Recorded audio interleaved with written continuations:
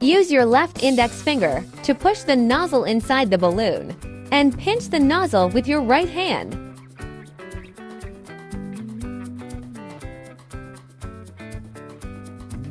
Push it firmly to the right to lock it in place. Twist to one finger round bubbles. Twist 5 single bubbles, each 2 fingers wide.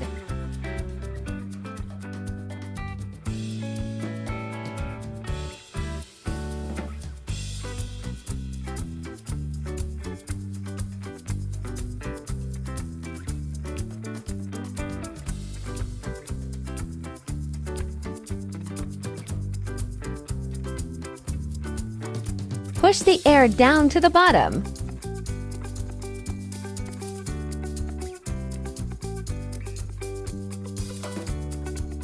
Twist a single bubble about 3 fingers wide.